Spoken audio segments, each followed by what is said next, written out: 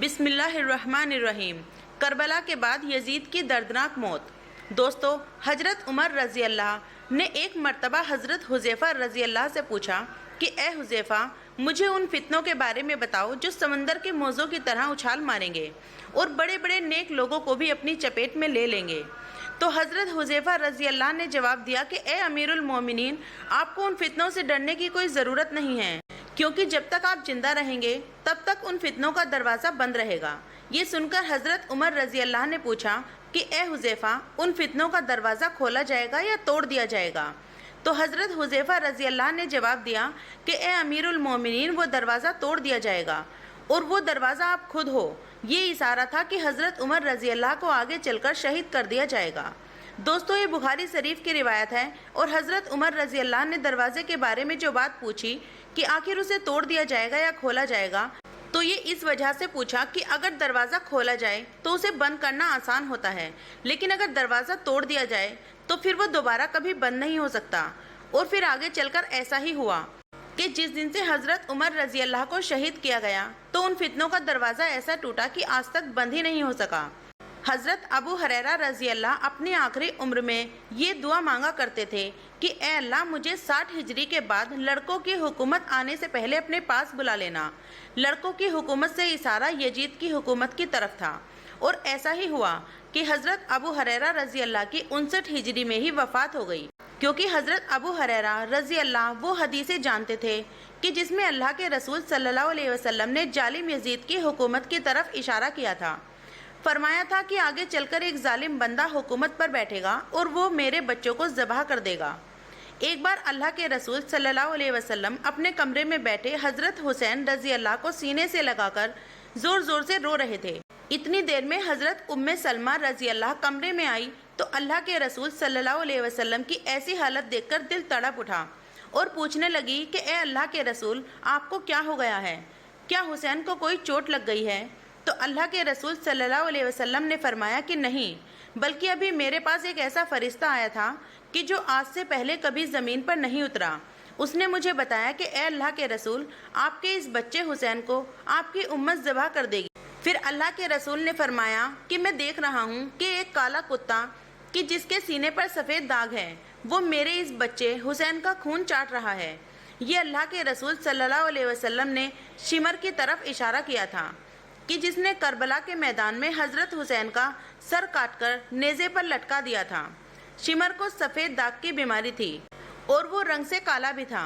سن 60 ہجری کے بعد یزید مسلمانوں کا بادشاہ بنا، حالانکہ وہ مسلمانوں کا بادشاہ بننے کے بالکل لائق نہیں تھا۔ اسلام میں حکومت کا طریقہ خلافت والا رکھا گیا ہے، ملوکیت والا نہیں۔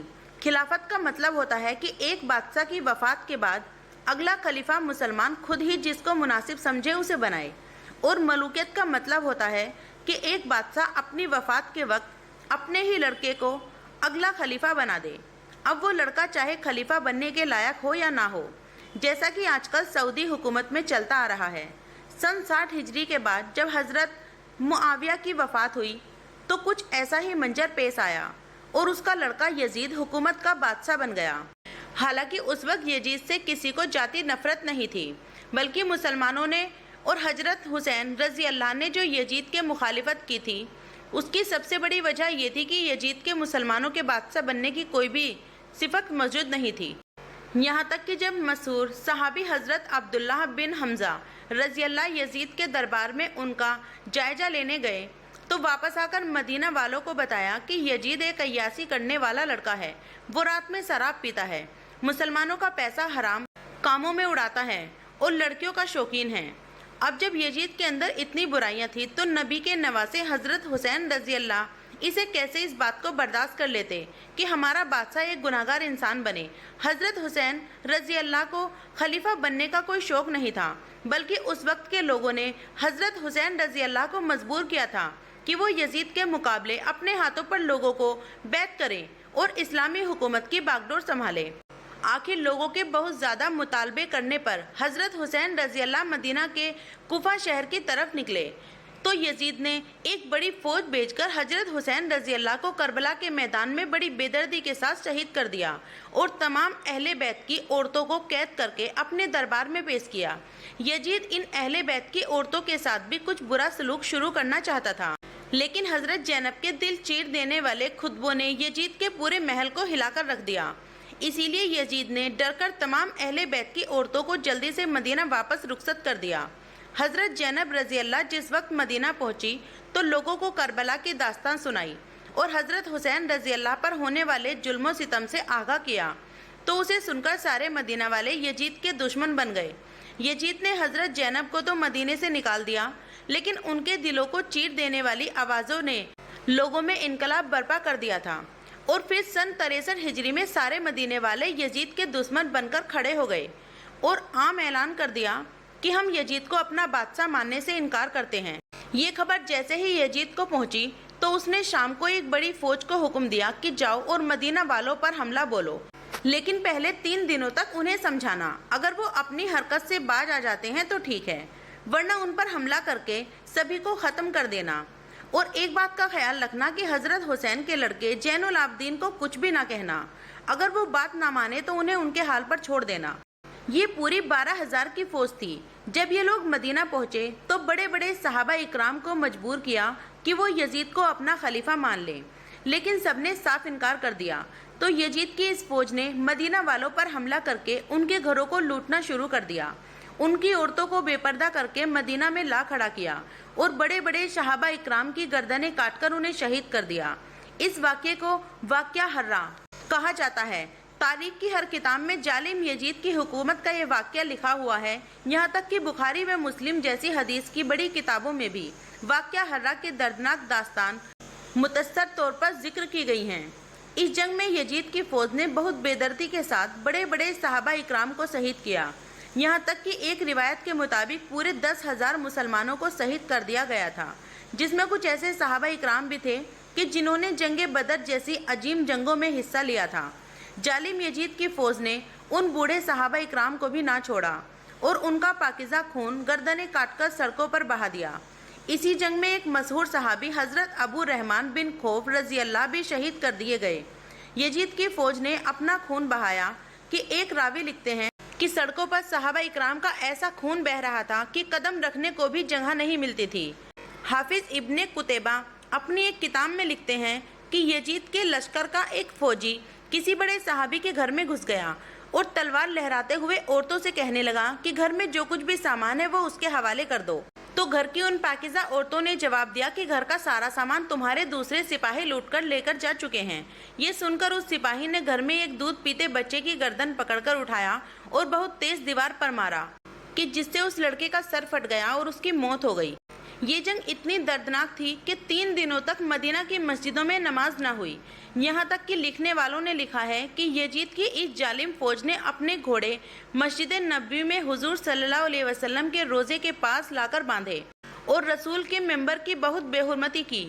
آخر اس جنگ کے بعد جب یزیدی لشکر مدینہ چھوڑ کر واپس چلا گیا تو مدینہ کے ہر گھر سے رونے کی آوازیں آنے لگی۔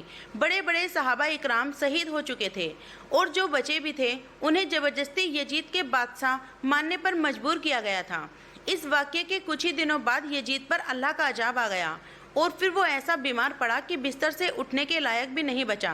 اس کے پیٹ میں ایک ایسا درد اٹھا اور پھر اس کی آنتیں سڑنے لگی۔ وہ بستر پر ایسے تڑپتا تھا کہ جیسے پانی کے باہر مچھلی تڑپتی ہو۔ آنتوں کے سڑنے کی وجہ سے وہ رات بھر اپنے بستر پر چیختا رہتا۔ یزید کے علاج کے لیے بڑے بڑے ڈاکٹروں کو بلایا گیا، لیکن سبھی ناکام رہے، کیونکہ یہ اس ظالم پر اللہ کا عذاب آ گیا تھا اور اب اسے کوئی نہیں ٹال سکتا۔ اس بیماری میں اسے بہت پیاس لگتی، لیکن اگر وہ پانی پیتا تو اندر جا کر وہ آگ کی طرح کھولنے لگتا اور ایسا محسوس ہوتا جیسے سینے میں پگھلا ہوا سیسا ڈال دیا گیا ہو، اور اگر پانی نہ پیتا تو پیاس سے برا حال ہو جاتا، کیونکہ اسی ظالم نے حضرت حسین رضی اللہ کو کربلا میں پیاس سے تڑپا کر شہید کیا تھا۔ آج اسی کے بدلے اللہ نے اسے ایسی عبرتناک سزا دی کہ وہ دنیا کے لیے عبرت بن گیا۔ آخر اسی بیماری میں تڑپ کر ظالم یزید کی 15 ربیع الاول سن 63 ہجری میں موت ہو گئی۔ جب اس کے درباری اس کی لاش کے قریب آئے تو اس سے ایسی بدبو آ رہی تھی کہ سبھی دور بھاگ گئے۔ کوئی اسے دفن کرنے کے لیے تیار نہیں تھا۔ पूरे महल में लाश की बदबू फैल रही थी। हर एक परेशान था। आखिर किसी तरह चेहरे पर पट्टियां बांधकर जालिम यजीद को मुकाम हुरैन में दफन कर दिया गया। लेकिन उसके कुछ सालों के बाद जब अब्बासी हुकूमत बनी तो उनके खलीफा ने यजीद की कब्र खोदकर जब उसकी लाश बाहर निकाली तो उसे देखकर सभी कांप गए। लाश देखकर ऐसा लगता था जैसे उसके चेहरे को लोहे से पीटा गया हो। उसके सारे जिस्म पर जहरीले कीड़े रेंग रहे थे और एक अजीब तरह की बदबू हर तरफ फैल रही थी। ये देखकर खलीफा मंसूर ने यजीद की लाश को इबरत के लिए सूली पर लटका दिया ताकि लोगों को मालूम हो जाए कि जो भी अहले बैत को तकलीफ देगा अल्लाह सबका ऐसा ही बुरा अंजाम फरमाएगा। तो ये थी आज की हमारी वीडियो। तो वीडियो कैसी लगी कमेंट करके जरूर बताइएगा। वीडियो पसंद आए तो वीडियो को लाइक शेयर कमेंट और चैनल को सब्सक्राइब करना। वीडियो पूरा देखने के लिए धन्यवाद दोस्तों। अस्सलाम वालेकुम।